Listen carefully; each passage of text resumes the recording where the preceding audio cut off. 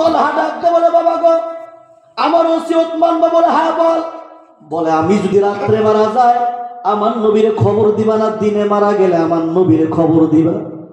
কেন এই কথা বলছে একটু পরে বলি। আল্লাহর কুদরত, তলহা ছোট্ট বাচ্চা রাত্রে বেলায় দুনিয়া থেকে বিদায় নেয়, নবীর খবর না জানাইয়া বাবা কয়েকজন মানুষ লইয়া মিলা নবী বাচ্চা তলহার জানাজা পরে কবরে রাখে।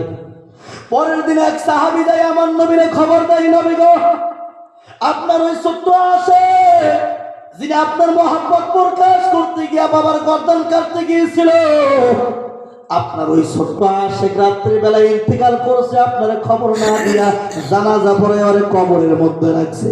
নবী আমার চোখের পানি ছেড়ে দিয়েছে, সাহাবীরে হযরতে বরাকে ডাক দে, তলহার আব্বারে খবর দে।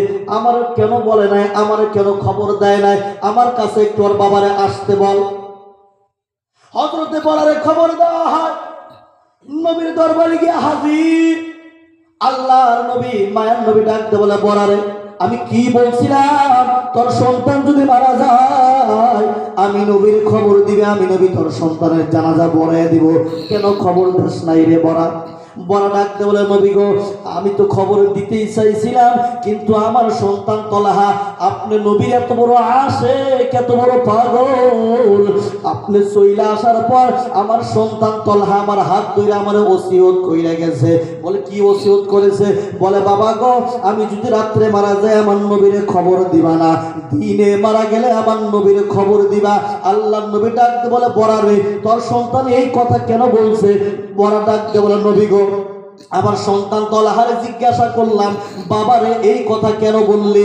আমার সন্তান বলেছে, বাবা গো আমার ঘর থেকে আমার নবীর ঘর মাঝখানে 7-8 কিলোমিটার রাস্তা, আর এই 7-8 কিলোমিটার জায়গার মধ্যে নাফরমান বেঈমানের ঘর।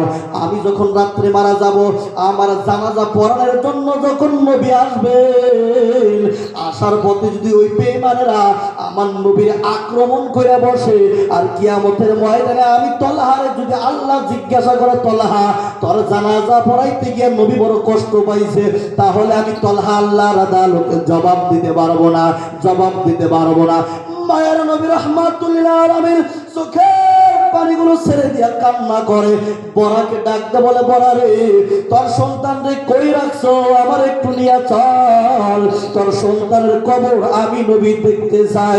মুসলমান ইমানদার হযরতে বড় আগে আগে আল্লাহর নবীর পিছনে পিছনে চোখের পানিগুলো ছেড়ে দিয়া মুসলমান তলহার কবর দেখার জন্য মায়ার নবী রওনা দিলেন।